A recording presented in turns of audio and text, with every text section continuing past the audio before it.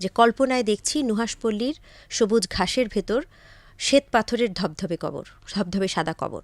উনি মারা যাওয়ার পরে কিছু বিষয় চলে আসলো যে উনি আসলে কোথায় শায়িত হবেন।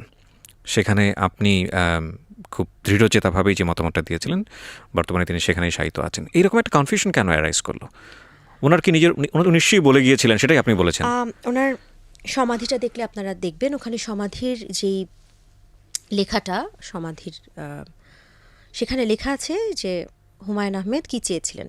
লেখা আছে বলতে হুমায়ুন আহমেদের নিজের লেখা বই বল পয়েন্ট, আমার পেজ নাম্বারটাও এতদিন মনে ছিল, খুব সম্ভবত 21 নাম্বার পাতায় লেখা আছে যে কল্পনায় দেখছি নুহাশপল্লীর সবুজ ঘাসের ভেতর শ্বেত পাথরের ধবধবে কবর, ধবধবে সাদা কবর।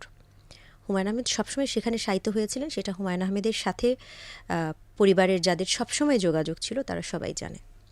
কনফিউশন কেন অ্যারাইজ করলো এই প্রশ্নটা আসলে আমার না, আমার প্রশ্ন কনফিউশন কেন অ্যারাইজ করানো হলো। রাইট। একেবারে বর্তমান সময়ে চলে আসছি, মানে খুব বোকার মতোই প্রশ্নটা করতে চাই, বাট আপনাকে নিশ্চয়ই ফেস করতে হয় আপনার পরিবার মহলে বা অন্যান্য জায়গাতেই। একটা হচ্ছে যে হুমায়ুন আহমেদ, এই যে বললাম প্রথমে যে ইন্ট্রোটা দিয়েছিলাম যে হুমায়ুন আহমেদের নামটা যখন চলে আসে এখন, তখন হুমায়ুন আহমেদের পক্ষে বলার মতো প্রথম মানুষটাই হচ্ছেন এখন আপনি। এটা কি সারাটা জীবন নিজের জায়গাটাতে রাখতে চান, নাকি আপনারও তো একটা চিন্তা, আমি জানি না, প্রশ্ন ভেরি অড কোয়েশ্চেন, আমি বলেই নিচ্ছি, যে কখনো চিন্তা হয় যে না আমার এই বয়সে বা সব কিছু মিলিয়েই সেকেন্ড থট যেটার ব্যাপার? আমার এই বয়সে বলতে আসলে আমার কাছে, আমি সবসময় আমার যেই বয়সে যা করবার কথা ভাবিনি তাই করেছি, বা সাধারণ মানুষ যেভাবে ভাবে সেভাবে ভাবিনি। আমি সবসময় অন্যদের বাইরেই ভেবেছি। আমার জায়গায় একটা মেয়ে হয়তো বা যেভাবে ভাবতো আমি আমার মতো করে ভেবেছি, আমি আমার মতো করেই সবসময় ভাববো। সো এখানে আসলে কে কী ভাবলো না ভাবলো তাতে কিচ্ছু যায় আসে না। ওকে, এই জায়গাতে অন্তত লাইফে কোনো ওয়ার্ড থাকে না, because life is truly unpredictable. So Humayun Ahmed তো আমাদের কাছে একটা মানে স্বর্গদূতের মতো, পাঠ্য জগতে বলি, মননশীলতা তৈরির জগতে বলি। আপনার কাছে যদি, আপনার কথা দিয়েই শেষ করতে চাই, আজকের এই দিনে যদি আপনি হুমায়ুন আহমেদকে যদি ব্যাখ্যা করেন সব কিছু মিলিয়ে। আমি হুমায়ুন আহমেদের একজন ভক্ত পাঠক হিসেবে। আমি হুমায়ুন আহমেদের নাটকে সাধারণ জীবনের মধ্যে হঠাৎ হঠাৎ কিছু উইট আসে, সেই সুপার উইটি হুমায়ুন আহমেদের সেই মোমেন্টগুলোর ভক্ত। সিচুয়েশনাল কমেডি বলে যে একটা বিষয় আছে, সেটা হুমায়ুন আহমেদ এত চমৎকার করে তার নাটকে আনতে পারত। আমি সেই হুমায়ুন আহমেদের কাজেরও একজন ভক্ত।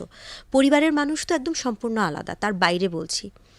আমি হুমায়ুন আহমেদের চলচ্চিত্রে কিছু মোমেন্ট উনি তৈরি করে গেছেন। আমি পুরো চলচ্চিত্রকে বাদ রেখে শুধু ওই মোমেন্টগুলোর কথা যদি বলি, আগুনের পরশমণিতে দোকানদার সালেহ আহমেদ সাহেব, উনি জিন্নাহ সাহেবের ছবিটা, মোহাম্মদ আলী জিন্নার ছবিটা দিয়ে মুছছিল, ঝুলিয়ে রাখেন ওনার দোকানে সিচুয়েশনের জন্য, পারিপার্শ্বিকতার জন্য, ওটা থুতু দিয়ে গামছা দিয়ে মোছেন।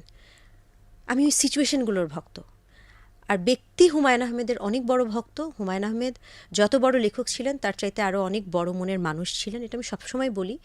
এবং আমি খুব সৌভাগ্যবান যে এরকম একজন বড় মনের মানুষের সঙ্গে আমি একটা জীবনের একটা খুব গুরুত্বপূর্ণ সময়, তার জীবনের একটা খুব গুরুত্বপূর্ণ সময় এবং আমার জীবনের একটা খুব গুরুত্বপূর্ণ সময় আমরা একসাথে কাটাতে পেরেছি।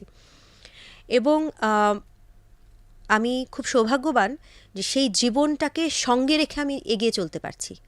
হ্যাঁ, আপনি শুরুতে বলছিলেন যে হুমায়ুন আহমেদ বিষয়ে কোনো কথা বলতে হলেই প্রথম যার সাথে কথা বলার কথা মনে আসে, এটা খুব দুঃখজনক।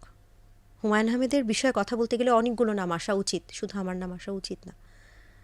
কিন্তু আমি সৌভাগ্যবান যে এখনও আমার নামটা আসে, কারণ আমি এখনও বলি, আমি এখনও হুমায়ুন আহমেদকে ধারণ করছি, আজীবন করব, হুমায়ুন আহমেদকে বহন করব আজীবন। হুমায়ুন আহমেদকে নিয়ে দেশে, দেশের বাইরে প্রতিটি আয়োজন, প্রতিটি সৎ এবং সুন্দর আয়োজনে আমি থাকব। এটা আমার সৌভাগ্য এবং আমি এটি আমার নিজের কাছে দেয়া কথা।